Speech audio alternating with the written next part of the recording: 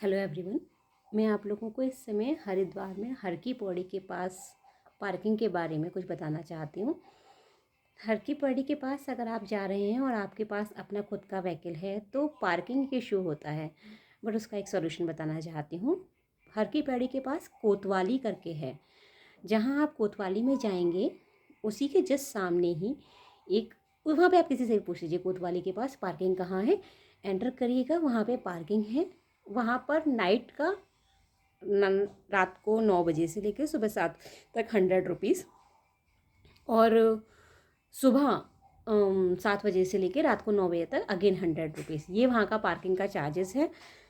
उसी के सामने ही एक होटल है, अगर वहाँ पर कोई जना रुक रहा है तो उसकी पार्किंग फ्री है। ये वहाँ का तरीका है। अगर आपको कार पार्क करनी है और हर की पैड़ी के पास आप अपनी कार से आ रहे हैं तो उसका ये तरीका है। और अगर आप हर की पैड़ी पे जा रहे हैं और आप वहाँ पे गंगा आरती ज्वाइन करना चाहते हैं तो उसका तरीका ना बहुत अच्छा है। वहाँ घंटाघर जहाँ लगा हुआ है ना, उसके जस्ट सामने वहाँ पे आरती करी जाती है। अब प्रॉब्लम क्या होती है ना, हम सब क्या गलती कर देते हैं कि जिस घाट पर बीच में गंगा जी जा रही हैं, एक इधर वाला घाट है, एक दूसरी तरफ वाला घाट है, तो हम सब क्या गलती करते हैं कि जिस घाट पर आरती हो रही है हम लोग उसी घाट पे इकट्ठे हो जाते हैं। लेकिन हमें गलती पता कब चलती है कि हम गलत घाट पे आ गए हैं, जब हमें ये दिखता है कि अरे यहीं पे आरती हो रही है और इधर ही हम खड़े हैं तो हमें तो दिखाई ही नहीं देगा।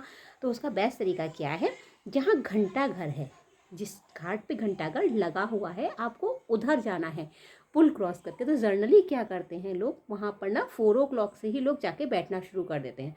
मैक्सिमम 5 o'clock तक वहाँ पे एंट्री बंद कर दी जाती है और 6 o'clock के बाद वहाँ आरती होती है। वहाँ से अगर आप व्यू देखेंगे ना तो वो आरती का भी बहुत अच्छा आएगा। एक बात का ध्यान रखिएगा, आरती के बाद वहाँ पर जब आरती लोग लेते हैं ना तो वहाँ चोरियाँ हो जाती हैं।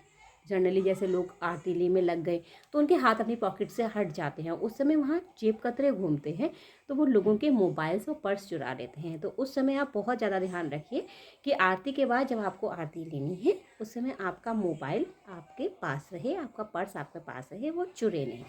यही मुझे कुछ इन्फॉर्मेशन आपको देनी थी। और एक बात और मैं साथ में बताना चाहूँगी, जैसे अगर आप गंगा जी जाते हैं स्नान के लिए, गंगा स्नान के लिए, तो वहाँ पर घाट पे ना 2 तरीके हैं। एक गंगा जी के इस तरफ, मतलब जहाँ पे आरती होती है वो वाली साइड, एक उसका अपोजिट साइड है।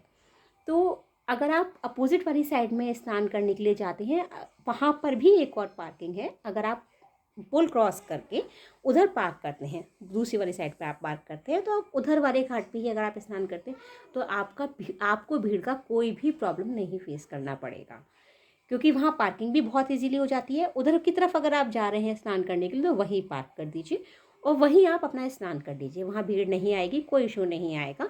और अगर आप इधर जिधर की घाट पर गंगा आरती होती है, अगर आप उसी वाले घाट पर हैं तो आपको सिर्फ इतना करना है कि कोतवाली की साइड आपको पार्क करना है और वहाँ आप आरती के लिए आ जाइए। अगर आपको प्रॉपर आरती देखनी है तो ऑब्वियसली बात है दूसरी साइड वाला बेस्ट है। तो मेरा सजेशन आप लोगों के लिए यही है कि आप दूसरी वाली साइड पर ही गंगा स्नान करें, दूसरी वाली साइड पर ही अपनी कार पार्क करें और दूसरी वाली साइड पर जहाँ आप गंगा स्नान कर रहे हैं वहीं पर ही आप 4 o'clock या 5 o'clock तक आप अपने घंटाघर के पास जाके बैठ जाइए, सीढ़ियों पे अपनी सीट रिजर्व करके बैठ जाइए, सामने आरती होकर आप इसे ज्वाइन करिए। यही थी आज की इन्फॉर्मेशन। बाय।